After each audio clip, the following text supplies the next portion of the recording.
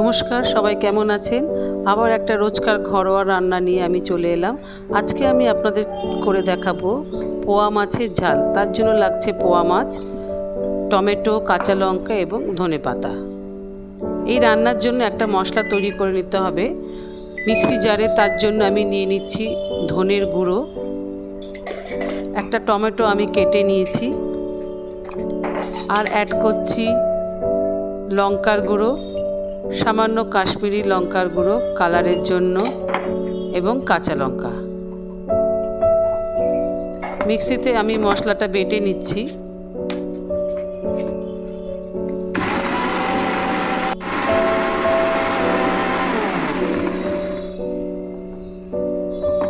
মশলাটা দেখতে পাচ্ছেন কি সুন্দর কালার এসেছে।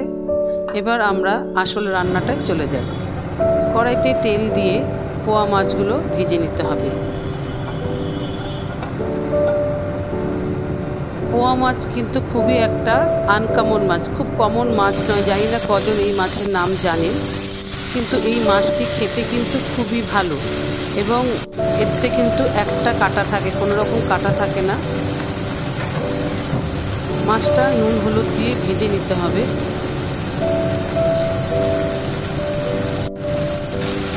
আমাদের মাছ ভাজা হয়ে গেছে। এইবার আমরা মাছটা একটা পাত্রে তুলে নিচ্ছি। তুলে নিয়ে সেই কড়াইতেই কিন্তু আমাদের ফোড়নটা দিতে হবে। কড়াইতে আবার পরিমাণ মতন তেল দিয়ে তার মধ্যে কালো জিরে এবং কাঁচা লঙ্কা ফোড়ন দিতে হবে। ফোড়নটা একটু ভাজা হয়ে গেলে এবার তার মধ্যে যে মশলাটা আমি বেটে রেখেছি সেটা অ্যাড করব।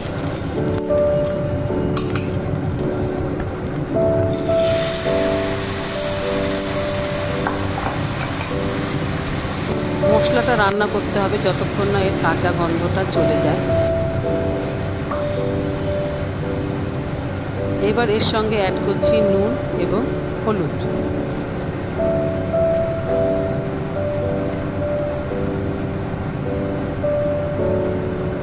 মশলাটা কষে গেছে, দেখতেই পাচ্ছেন। এবার এর মধ্যে আমি ভাজা মাছটা অ্যাড করে পরিমাণ মতন জল মেশাবো। আপনি যেরকম ঝোল খাবেন সেই অনুযায়ী কিন্তু জলটা অ্যাড করবেন। তবে যেহেতু এটা পোয়া মাছের ঝাল, তাই খুব বেশি কিন্তু ঝোল এতে থাকবে না, একটু মাখো মাখোই হবে। যারা আমার রান্নার ভিডিও দেখেন তারা জানেন যে আমি একটু রান্নায় কম তেল খাই।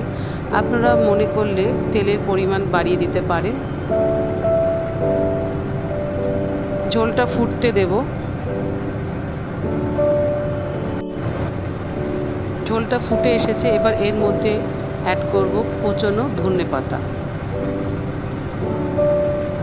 ঝালে কিন্তু ধনেপাতা দিলে তার স্বাদ অনেক গুণ বেড়ে যায়।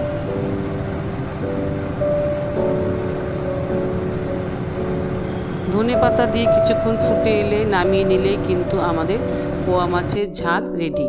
রোজকার ঘরোয়া রান্না এইভাবে একবার করে দেখুন। ধন্যবাদ।